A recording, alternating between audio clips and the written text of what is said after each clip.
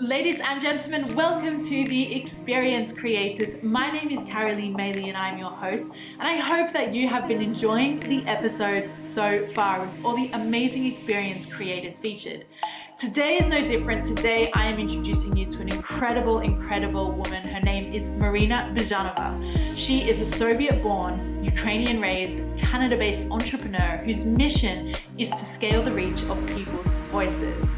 She is the co-founder of a personal branding agency, Brand of a Leader, and has been quoted and referenced in such publications as Inc., Forbes, Fast Money, Success Magazine, Yahoo News, and Financial Post. Marina is also an incredible speaker, having spoken to audiences of entrepreneurs and business executives in North America, Asia, Europe, and the Middle East. She is a proud member of Entrepreneurs Organization and is currently the Canadian host for its global podcast, Forum Confidential. Today, we are going to talk all things personal branding. We are going to discuss if a personal brand is relevant for you and what you are trying to achieve. And if it is, how you can create an exceptional experience for those you want to attract and those you serve. So ladies and gentlemen, without further ado, let's dive into the interview.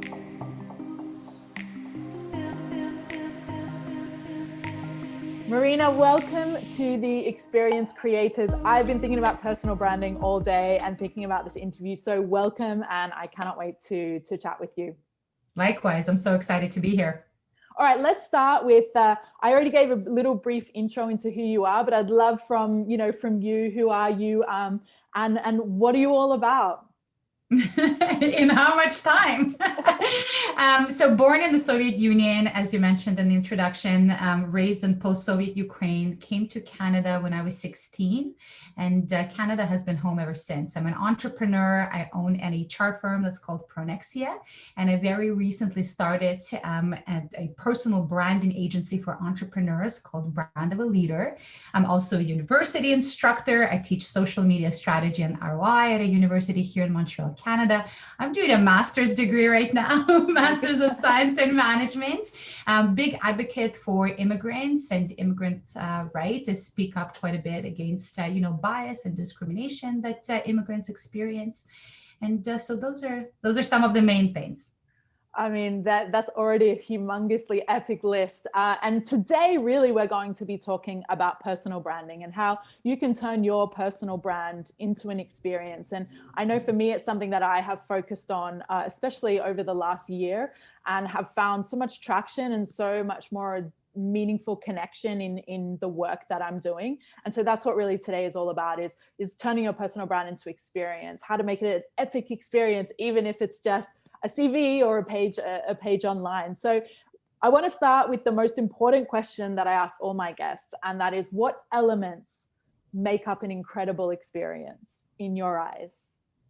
It's very interesting that you're looking at personal branding as experience. It's a very unique way of looking at it. But if I think of experience and the core components of what, a really wow experience is to me, I think it does correlate quite strongly with the core pillars of a strong standout personal brand, which are, if you want to have a strong personal brand, you want to be memorable, you want your personal brand to be meaningful, and you want it to be relevant or relatable. And I would say, to me, it's very similar. If I'm thinking of those, incredible experiences that I've had in my life, they're incredible because they were memorable, meaningful, and relevant to me. So I'm seeing quite a bit of correlation. Those would be my pillars. And to lead on to that, can you recall, is there an experience that springs to mind when you think of memorable, when you think of something that sparks emotion in you that you had maybe recently or maybe growing up, that you can actually recall almost vividly as if it was yesterday? I'll give you both. I'll give you one that's from adult life, and then one back in the day when I was growing up as a kid in post-Soviet Ukraine. One thing that many people don't know about me is that I was an avid chess player. So people who do know me have all made sure to message me and email me to tell me to watch Queen's Gambit. Yeah. When I watched it, I was having intense flashbacks, Of course, yeah. And in particular, I remember this one tournament that I was going to play in, and I did not prepare for anything. I did not read any chess books, but I would show up and win. And so my coach was, really on my case and saying, you need to quit life. You need to stop doing everything. You need to stop going to school. You need to stop working with your dad, which I was from a very young age. I spoke at a conference when I was 10, but quit everything. Don't see friends, just study chess and you will be world champion. That did not sound appealing whatsoever. Wow. But I remember there was this one time where he very briefly prepared me for a game that I was supposed to have. I thought that I was having it weeks down the line. And of course, I made a mistake because my head was in the clouds. I was having it 2 days later. And he just very quickly showed me the Sicilian defense, which is the core, one of the main defenses mentioned in the series, which is really crazy. So he very briefly, he said, you know what, you're going to play with a girl. That's the defense that she plays. And all the moves. That's where you have that's where you have to get to, like, that's your goal. But we're going to plan and we're going to prepare, and don't worry about it. You can forget about it for now because you still have a couple of weeks. And then 2 days later, I show up and I'm playing with this girl, and she's the #1 chess player. And I sit down and it was very similar to, I remember this so vividly. It's as though I'm still there and I'm this, geeky 11-year-old that's there, sitting at the game. But all of a sudden, I have this whole vivid, imagination vision of everything that my coach had shown me. I remember what he told me where I had to get with all my pieces so vividly. And I just started recreating it, and I won that game. And what I really remember was when I called him, and at that point he already knew that I had made a mistake, that I didn't know which player I was going to play with. So he starts chastising me. We get on the phone, and for like 10 minutes, he's like, I can't believe it, and this is terrible. No. So how did it go? And I go, I won. And he goes, what are you talking about? How did you win? And so I remember it to this day so vividly. I defied expectations. Your expectation was I was going to lose. I defied expectations. And it was certainly something unique. I still have no idea how I was able to memorize, this whole thing that he showed me in 3 minutes and then apply it to a game. So that's from, a core memory from childhood. And I think it's just been triggered by me watching the series. So I remember it so vividly because of that. Adult life, I've been privileged to have a lot of incredible experiences. I think the one that I cherish, perhaps, among the ones I cherish the most, is speaking at a conference in Riyadh, Saudi Arabia, at an entrepreneurship conference, and speaking there in my abaya and all covered up, and being the only female speaker representing entrepreneurs organization, which I'm a part of, and then having women come up to me and say, thank you for sharing your story, because we heard your message and what you had to say. We feel that we could have the same journey as you did. And I don't know if they can, but it still gives me shivers to remember that moment in life. I mean, they're two great examples. I think that I was going to ask you, after the first example of your childhood memory, why do you still remember it vividly now? But you did already you touched on it in the fact that you defied expectations. And when I'm talking about the journey of the guest, whoever that guest may be in terms of your experience, it could be a recruiter, it could be a customer of yours. How are you going to kind of show them something completely that they weren't even expecting, and that has gone above and beyond expectations? So that's such an amazing link, that's what you felt in that first moment. And then for your second example, in your opinion, why is it so vivid in your memory right now? It seems an emotional connection, I would say. Deeply so. Number one, it was a once in a lifetime experience, right? I doubt that, I will have another opportunity to be a speaker at a conference in Saudi Arabia. There were not very many female speakers there to begin with. So number one. Number two, Carolene, when I grew up, I never thought I would travel anywhere. I grew up behind the Iron Curtain. And so to me, even the map of the world, when we were learning it in geography, to me was like the constellation map that my kids are learning now. I know it's there, but it's not really tangible. So to me, traveling to a nearby city or town is an impressive experience still. And I've been living in Canada now for many years. But traveling to Saudi Arabia, I'm also half Jewish. My dad is Jewish, faced quite a bit of persecution when I was growing up. So all those things combined, it was just really a once in a lifetime, unique, never thought it would happen type of moment. And that's for me. But then also being there and seeing these women who are, completely covered up, they're living a reality very different than mine, saying, what you said inspired us. that to me is mind blowing. Again, it's unique, and it's certainly extremely memorable, and deeply meaningful. I love that. The experience of a personal brand, and the reason I really want to go down this angle and is because I remember I was in France about 5 years ago, and I think I've even shown you this, but I created this presentation of 10 reasons you should hire me. And I actually went into this kind of a meeting. It was like a guidance meeting from, the French government had kind of organized these meetings for foreigners. And I remember going in with this, so excited, like, I'm going to get the best job. This is going to be amazing. And the lady said to me, oh, that's not going to work here. Like, that I will give you an example of a CV that you need to follow.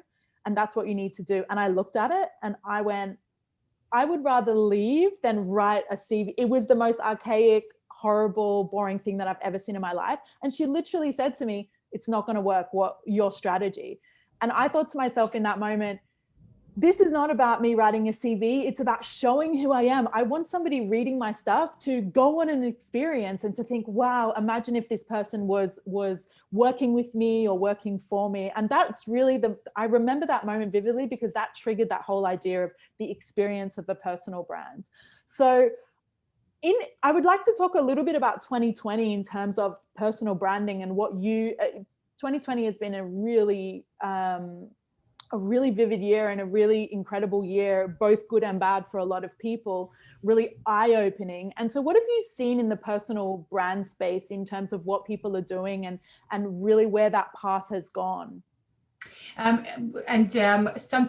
lot of things to talk about there, but I do want to address the example that you just gave, because the thing is, you went in showing them who you are through your personal brand. You did. That's just not who they wanted. Right. So you actually showed them that you are out of the box, creative, lots of ideas, this energy. That is your personal brand. You showcased it perfectly, and right off the bat found out that that's not what they wanted. Right? They wanted somebody who just follows rules and is in a box, etc. So it's fantastic to lead with a personal brand, because you can right away misalign yourself from opportunities that have nothing to do with you. Right. So that's what you did there. Instead of following the guidelines and then showing who you are and then finding out there's no fit there and then it implodes, you did it right off the bat. So I think that's great. What I've seen in 2020 is an increase, a spike in interest in personal branding. Well, one, because a lot of people got affected financially. And so a lot of people started saying, how can I monetize who I am, what I do, what I know? So that's number one. But number two, which is interesting and I didn't expect, is a spike in interest in personal branding, because people started engaging in a lot of introspection. And when we're building a personal brand, step one, the most important step, in corporate branding, you do brand discovery, right? It's core. It's number one. You don't just start branding without first doing the introspection on the corporate side. It's exactly the same for personal branding. Have to dig deep. Who are you? What are your values? What's your vision for yourself? What do you stand for? What is your personal brand going to be based on, right? All those things, introspection. And a lot of people, well, first of all, because we went into lockdown globally, started spending a lot of time with ourselves. So introspection was already forced, but introspection without self-awareness falls short, right? So I started having a lot of people come to me, because sometimes we're blinded by, ourselves. It's harder to see, sometimes easier to see our weaknesses, but not our strengths. Not so easy to say, well, this is the core of who I am. Sometimes it's hard to do. So I've noticed a lot of people maybe looking to build the personal brand eventually, but first of all, looking for introspection and answering those internal questions of who am I? What's important to me? I wasn't affected by COVID, but why am I not so happy in my job all of a sudden? Just all those questions, as everything went a bit quieter, those questions surfaced and became a bit louder. And I think one thing that I have been very inspired by over the entire year, really, especially on LinkedIn, is seeing how creative people are showing up. They're showing up in completely different ways, which, and some people may think personal brand is just about, getting a job or getting an opportunity and writing a CV. And I think this opportunity has really shown us that there's so much more to it, and how you show up, just whether it's through some posts or some creative things that you're doing. And I'm speaking on LinkedIn specifically. It's just inspired me so much to think, wow, look what they've done, like a skill that they potentially didn't even know they had, like you mentioned. And now they're creating some really amazing content around that. So do you, now moving into 2021, everyone's kind of doing that. Oh, it's a fresh new start. And you know, the minute the clock turns over, it always has that sentiment. Do you kind of get that feeling as well, in that everyone just showing up in a really creative and different way and trying things? I feel like a lot of people are trying things without necessarily that very archaic feel of, oh my gosh, if I fail, it's kind of the end of the world and nobody's going to work with me or hire me. I personally have a feeling that people are showing up kind of going, you know what, everyone seems to be giving things a go. So why don't we just try it? Because it's going to strengthen what I'm doing. Yes, and there's the good and the bad to that. Okay, Right. so the good is what you said, being creative, not being afraid to fail, feeling that, you know what else have we got to lose? Might as well do this. You know, I got access to LinkedIn Live in November of 2019. I celebrated it. I posted it everywhere. I was doing like a dance around my house and explaining to my daughter what it is. I was so excited. And then I did absolutely nothing with it because I froze, because I was thinking, oh, like, what if I sound stupid, or what if nobody watches? And then the one person that watches will see that nobody else watched, and started getting all of these, you know, ideas in my head. It took the pandemic. When the pandemic hit, I didn't feel like I had anything else to lose. My business was crashing and burning. Things were not going great. And so I started hosting LinkedIn Live interviews every single day. Now I'm like, how did I do every single day? That sounds crazy, but I did every single day. Right. And was saving grace and brought a lot of business and visibility. It was fantastic. So I relate to the necessity of dropping our self-limiting beliefs and just going for it and trying things. But I'm also seeing a lot of people who just go for it without having given much thought into what it is that they're going to be putting out. How are they going to be perceived? And is it also authentic to them? Because a lot of people I'm seeing will imitate other people, right? Like, let's say if somebody does podcast really well, oh, I'm going to go do podcast. Podcast does well. Maybe it's not going to do well for me, you know, maybe it's not my thing. Maybe it's not authentic to my brand. So I think, yes, it's great to just go for it and not be our own blocks and enemies and stopping ourselves. But it is also important to figure out what's on brand, what's not on brand. And not for everybody is that an intuitive process. It needs a bit of work. I definitely found myself going down that path because I was consuming so much. I was getting kind of all these ideas, but it was almost like a bit of such a scatterbrain. And then I was thinking, oh, I'm going to do this and that. And I actually almost had to force myself to close things down and not sign up for this webinar and this and that and this free course, and actually just focused on a couple of different ideas that I had and really developed them. And I think it's interesting you mentioned that point. I think about this a lot, about intentionality, really. And instead of that, it's that interesting dilemma of quantity versus quality, right? And thinking about, okay, how can I continue to show up and continue to be relevant even on a daily basis, especially with social media now, but how can, like you mentioned, it be very intentional and be very authentic to my brand as a person. Yeah, so that's why when you do that pre-work, and that's what I do always with my clients as step one, we do all the pre-work. Once you develop your personal brand architecture, it's same as in corporations. You have your brand guidelines. You don't need to think about things every single time, right? Is this on brand? Is this not on brand? Does this make sense? Does this sound right? Does this not sound right? You just have it, you can refer to it, and then things become a lot more easy. And speaking of your clients, what are some major pain points, these things that continually come up from client to client that you're seeing again and again when they're coming and thinking, okay, I'm struggling a little bit with my personal brand, or I've never ever thought about creating a personal brand? What are those common pain points that you're seeing? Number one is this, because personal branding is a big buzz phrase, right? A big buzz concept. There's a lot of like, okay, well, everybody's building a personal brand. I've got to build a personal brand. And then the question is why? Do you, right? So that's number one, is really figuring out, is the personal brand building, is that the answer to whatever problem, challenge, obstacle, or goal you have? Is that really the solution? That's number one. Number two, the biggest one is I want to build a personal brand, but I'm not quite sure what I'm all about. And my clients predominantly are in their mid 40s and older, and people who have built incredibly impressive careers. I share all of my client information. You can see on my website, brandofaleader.com, or on LinkedIn, and you will see all successful entrepreneurs or senior level executives. But nonetheless, people who come and say, well, yes, I know that in my vocation, that's what I am, that's what I do, but who am I? What would be my personal brand? What would be the uniqueness of my personal brand? So there's a lot of question in there, and we go through, a point of process of introspection to uncover that. And then number three, there are people who say, well, I want to be putting myself out there more. I don't have time. So are you able to just do it from me? Because we, as a personal branding agency, take care of a lot of, content production, creation, etc. But for a personal brand, you still have to own the thought leadership behind the content as an individual. It is your personal brand. You can't completely outsource it as you would in the corporate setting. So do I have the time? How much time does this require? How vulnerable do I have to be? Do I have to really, put everything out there for the world to see and hear? I'm not comfortable with that. Or a lot I hear is, how am I going to sound? I don't want to sound like a narcissist. Like I'm here, me, and I'm everywhere. I don't want to sound like Donald Trump. I don't want to sound like Gary Vaynerchuk. I get a lot of that as well.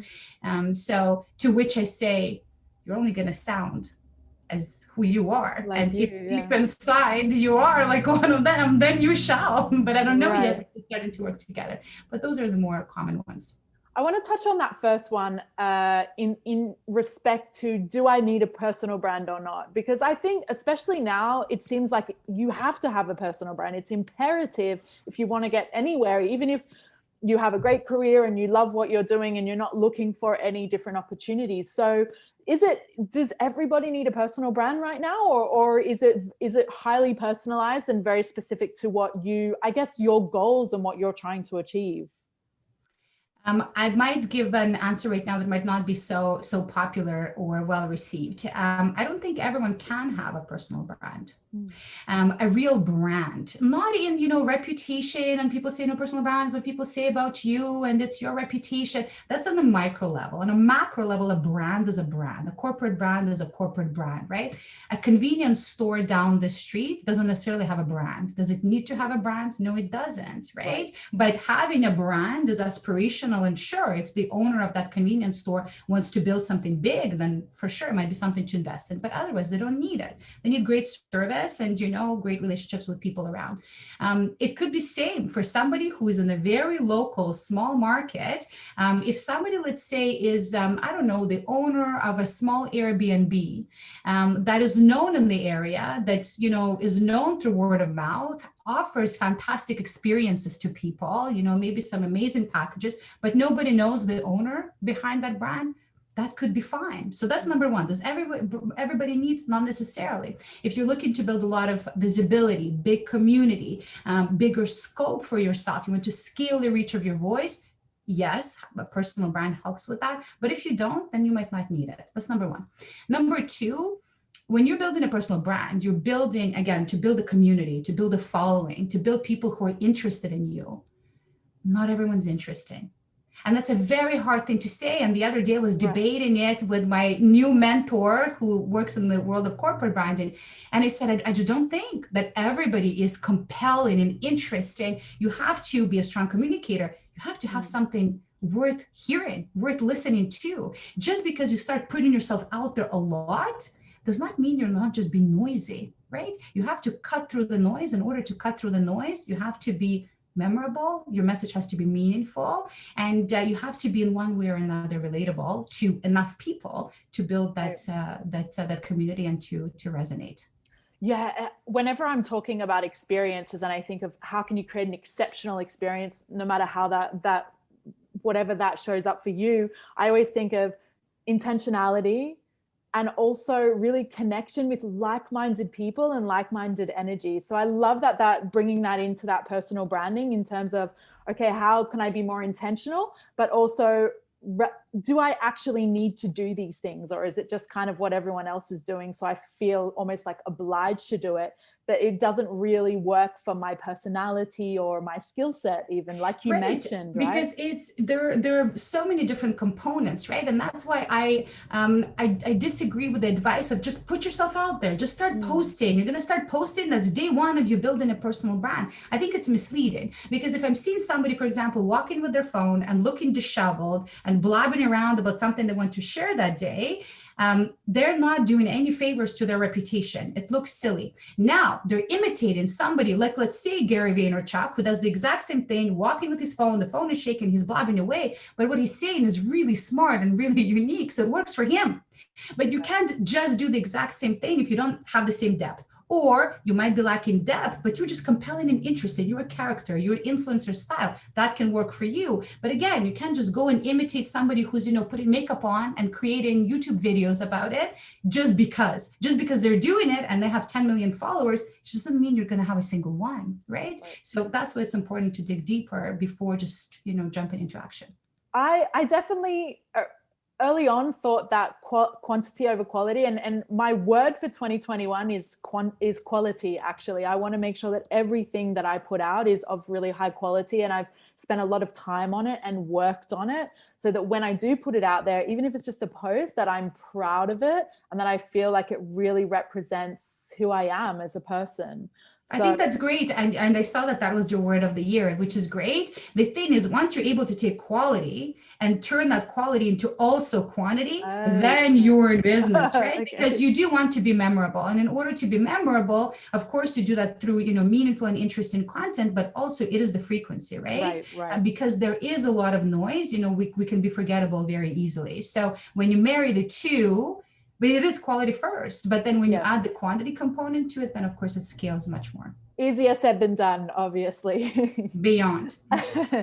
How we've touched on so many points already, and I'm curious to see if you have a few extra to add in terms of how can we really transform our personal brand into really captivating experiences. I spent 10 years working for Cirque du Soleil. So when I think of a captivating, magical, exceptional experience, I think of sitting at Cirque du Soleil and watching an incredible show. And so I use that as a reference for so many other elements when it comes to experiences. So if you almost could compare the two, a Cirque du Soleil show, your personal brand, how can we bring some more captivating content, some captivating ideas or strategies into what we're doing as a personal brand? It's very interesting.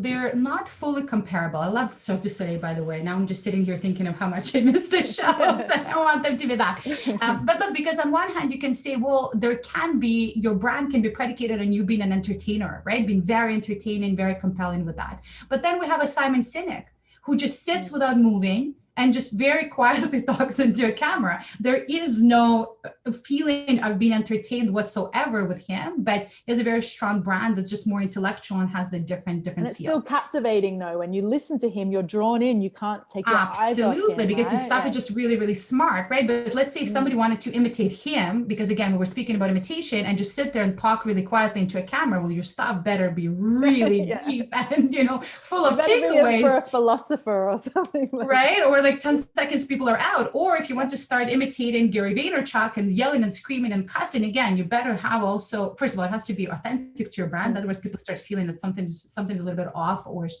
strange. And also, again, your messaging, the quality has to be there, the quality of takeaways. But to answer your question, I think it's important. So number one, you want to develop your own personal brand statement. Okay, so that will guide a lot of, not only a lot of your activities, but it will guide whether or not people are compelled and interested in you. Okay, and the two come together with your expertise, what it is that you're doing. So let's say in your case, it's creating experiences, right? You're all about experience. But if we were to work together and I'm your personal brand architect, let's say, I would dig deep into trying to understand why. When did that start? When were you a little girl either deprived of experience, because often, what we're passionate about comes from some kind of lack, or maybe very opposite, it was encouraged to such an extent that that became part of your brand story, your personal brand story. When you marry the two together, what you do and why you do it with your personal story, really your personal story. So not necessarily why you do it in Simon Sinek's terms, but your personal story, that is when it becomes really, really powerful. Do we have time for an example? Yes, go for it. Okay, I'll give you one of my favorites. So a now good friend of mine, an entrepreneur here in Canada, owns an interior design firm. And I'm going to send you a link. You should follow them on Instagram because I know you're active on Insta, and they're killing it.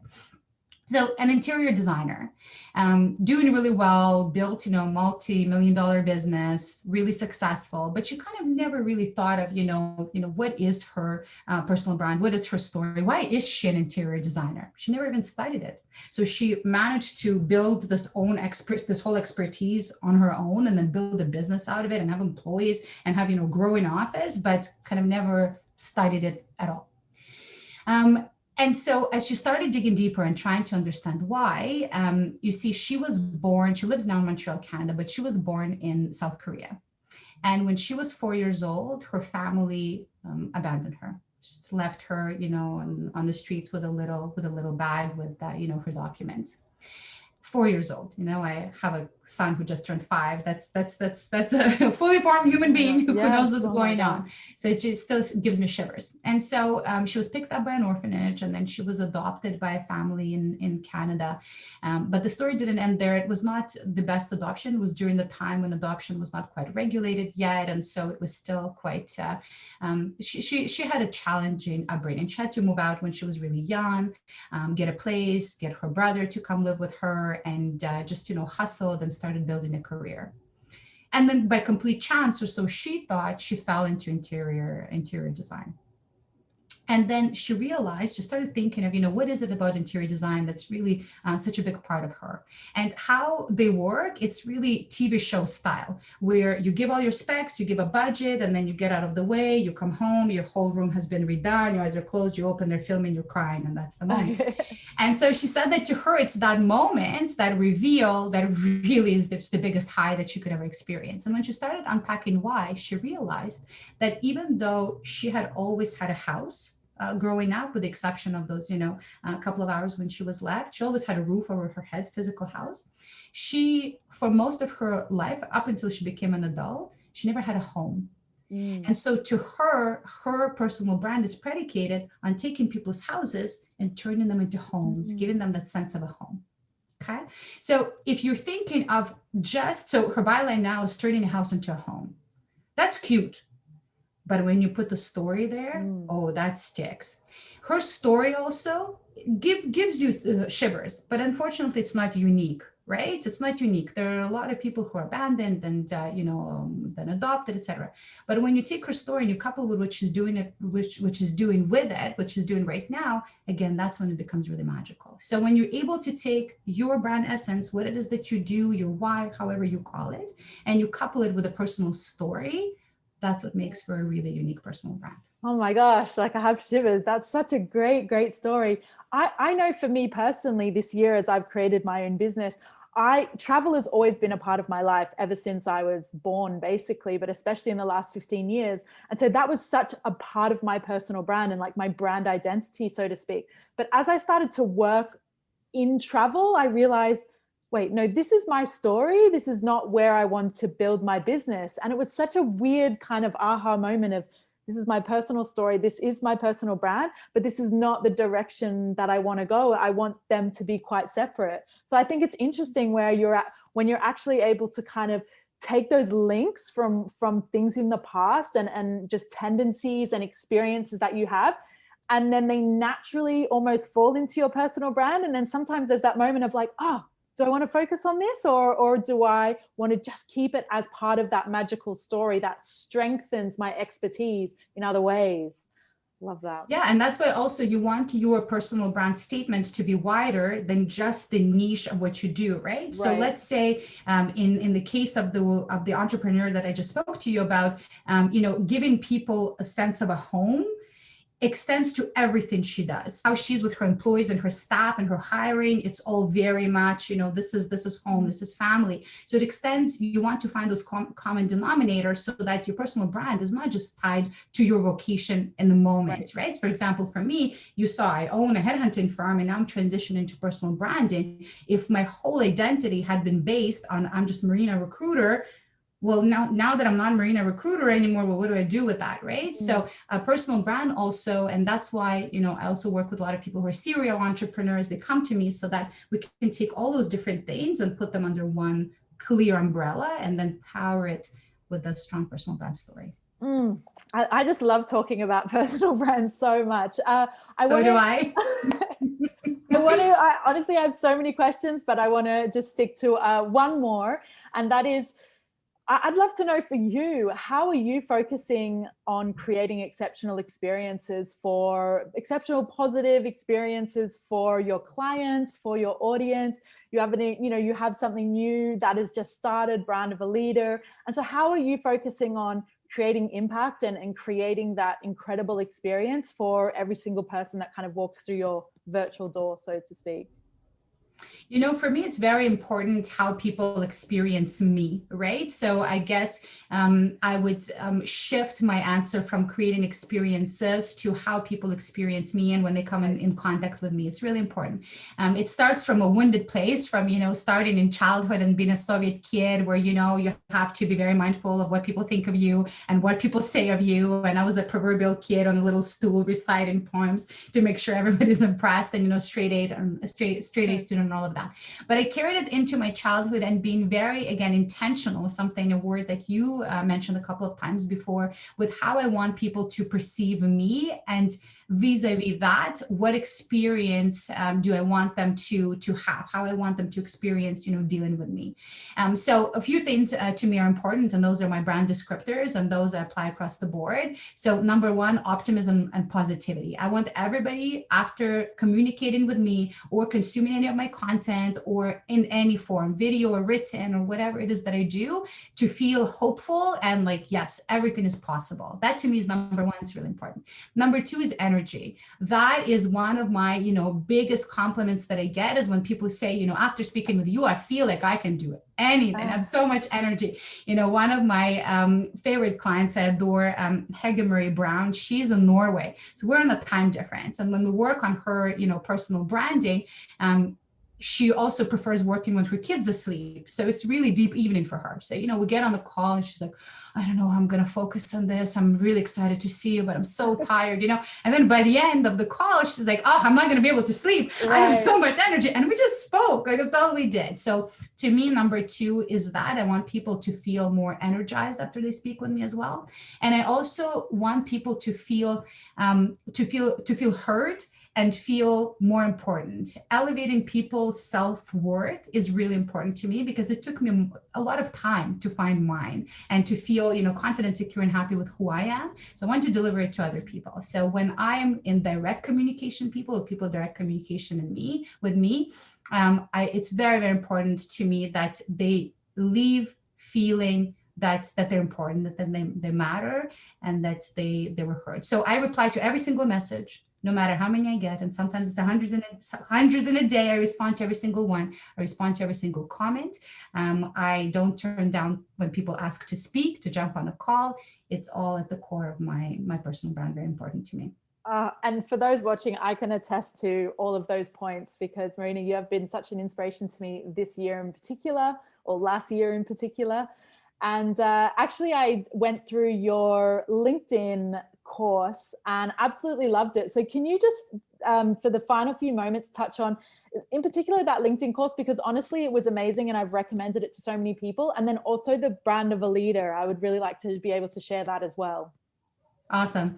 I'm so excited that you did it and that you found value in it. It was a lot of fun. We've had now well over 100 people that did the LinkedIn. We called it LinkedIn Challenge, and called it LinkedIn Mini Course. It's found on brandofaleader.com, /LinkedIn challenge, or just on brandableader.com. You can scroll down and you'll find it. And we created in a really fun format. So because so many people would come to me with LinkedIn related questions, I said, you know what, I'm going to just package it all together, but in video format, because sometimes like reading tips, it can get confusing. So I just said, you know what, it's going to be just like this. I'm going to record a whole bunch of videos about very just small pieces of LinkedIn. So it's 30 days. Every day you get an email with a video like this and an explainer video showing one piece of the LinkedIn profile. So sometimes showing a feature nobody knows about, the name pronunciation feature, or some other thing. And by the end of the 30 days, whoever's taking the challenge, whoever's doing the course, their profile is completely rebranded.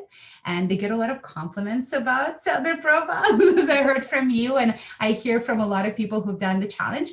And also, the challenge includes prompts for people to post content, to create content on their LinkedIn pages. So through that, also visibility increases, the network grows, there are more people that are visiting your profile. So I've heard a lot of, I got 10,000% increase on my views. I got these many connections. So all that starts happening within 30 days. And Brandable Leader itself is it's a personal branding agency for entrepreneurs and senior executives. We help people build meaningful, memorable, and relatable personal brands, and then scale their reach. And I will definitely link both of those details in the description. If for anyone that's watching that's really connected with this content and some parts of it really resonate, going through that LinkedIn personal branding challenge is actually really, really interesting. Even if you think your LinkedIn profile is already fire, this is going to take it to another level. Marina, as I mentioned before, you've been such a huge inspiration for me over the last 12 months. And even though you said you don't really create experiences yourself, for me, when I think about your content and the interactions that I've had with you, I truly believe that you are an incredible experience creator. So thank you so much for coming on and for being exactly what I said, an experience creator. Well, thank you for making me feel so good. I appreciate being here. Ladies and gentlemen, thank you so much for joining Marina and myself on this episode of The Experience Creators. If you found the content valuable, if you really enjoyed the interview, make sure to hit the like button down below. And hey, if you would like to be informed the next time an expert graces the Experience Creators stage, then make sure to subscribe to the channel. Thank you so much for watching once again, and just remember that one great experience has the potential to change someone's world.